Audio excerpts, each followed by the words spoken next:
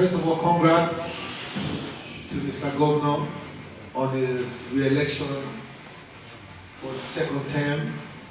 Well deserved. Hard fought battle. In fact, let me not call it battle, war. When you have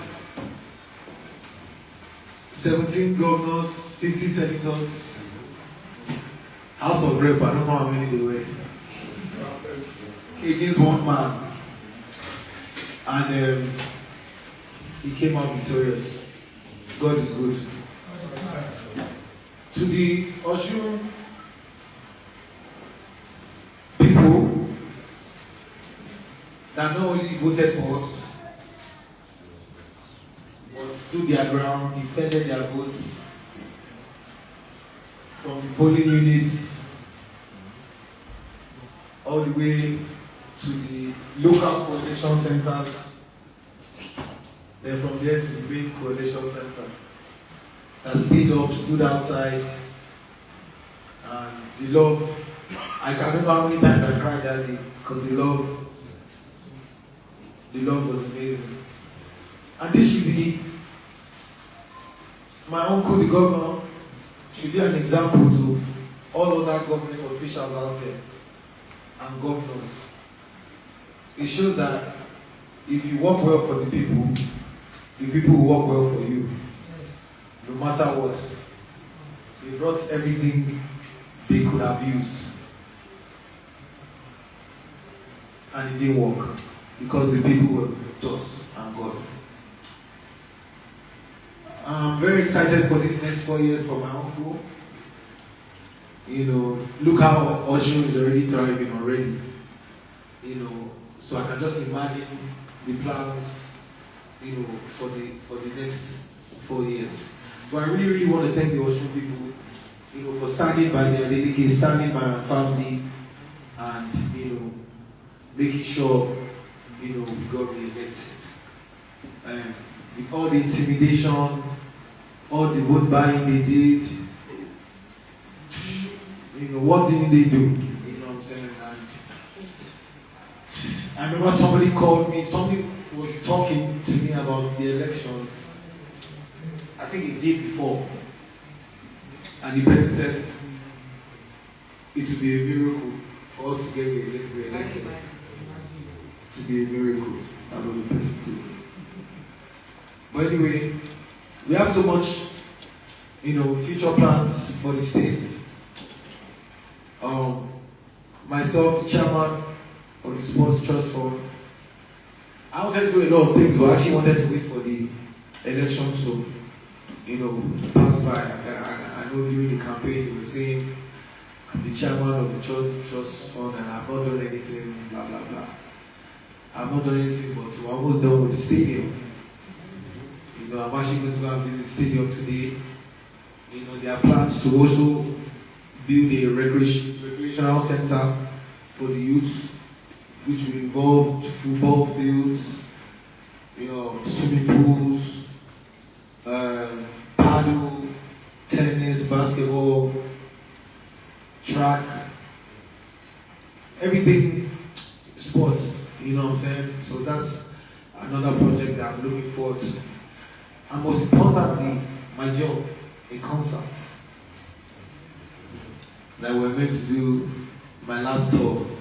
But I think in December, the stadium should be done, I think, before inauguration. So I think after inauguration, we'll have the new concerts finally in Osun. So we thank God. I landed this morning from London. I had a show in London, couple shows and stuff like that. I was watching the election from there, you know. So yeah, we came back home to celebrate with family and I'm very, very excited. So I'd like to hear from you guys. If you guys have any questions for me, I'll take it. Thank you very much. That was a very brilliant one from the chairman. Yes, colleagues, I would like to seek your indulgence. We cannot take everybody because of his engagements, but we are going to take 4 questions. And I would like the questions to cut across the media genres, from the print, the broadcast, the locally based stations in Osun, and the chairman can fire the first question. No. I will not say the last. I mean, now please, before we go to those questions, he is the chairman, Sports Trust Fund, one. He's also the chairman, Youth Mobilization. And he's a musician. That one is a special field. You can ask anything about that one. So, but in order not to keep ourselves there, your question is one. There is no attachment. There is no addendum. There is no A1A1B. Please. Yes. Honorable particularly, your question is one. Questions. Your question is one. Your question is one. Honorable, your question is one. If we are giving the microphone or also for this? Chairman, I would rather not ask because I have more than one question. So allow me, let's start with that. I have more than one question. Good morning, Mr. David. I would like you to look. Okay. Can you answer in Yoruba? She's thinking. Let's leave her that one. I would like you to look back at the almost 4 years being spent by your uncle already. There is no how man can be perfect in all aspects. Do you notice any flaw, any mistake? What advice will you give to your uncle to adjust in the next 4 years? Thank you. Please, I also ask somebody from this side to bring a pen and a paper so we put the questions together so that you can answer that for the sake of the cameras. When we do stop and cuts, it will be difficult somehow. Please, a paper and a pen so that you adjust the questions, you can put it together and answer it as it flows. Let me answer that. Okay, let me answer that one subsequently. If you ask me, I'll say the last 4 years I don't see any flaws from Governor Adeleke. And it showed in our election results. We went, I think, from 2022. Yeah. I think we were leading by 20,000. Yes. Then this one is out 16. Oh, bro. 60. That is it. The party have it. So when you see ×3 of votes from the previous, from when we entered, obviously that is a sign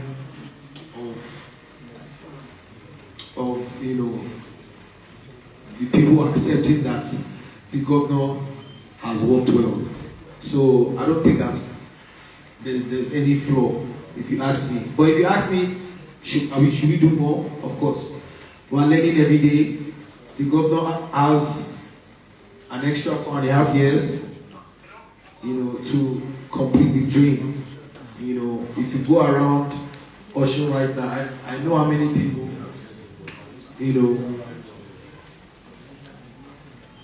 come from outside, live in London and America, haven't been to Osun in years, and they came last year, this year, and they can't even recognize the place.